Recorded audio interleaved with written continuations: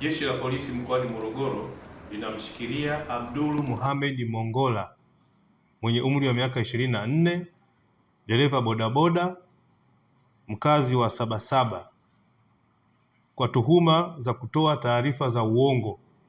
kuwa ameibiwa sehemu zake za siri, yani nyeti zake, na kwamba mtuhumiwa huyo akiwa anafanya shughuli zake za bodaboda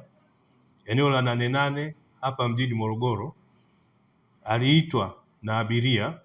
ambaye jina lake tunalihifadhi kwa sababu za kimaadili,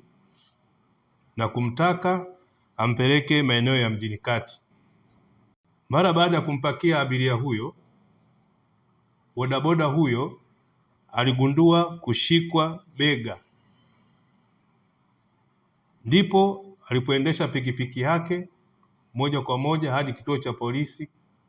kidogo cha 88 hapa mjini Morogoro na kudai kuwa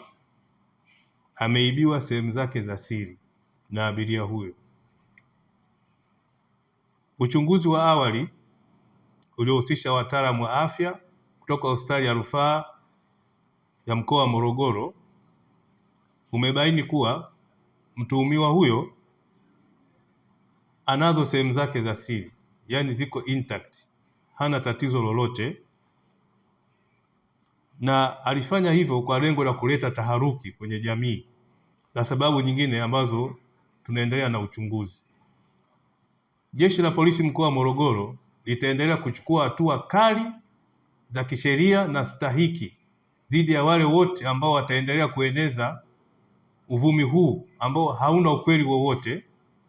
wenye lengo la kuleta taharuki na kuleta madhara kwenye jamii, mfano watu kujeruhiwa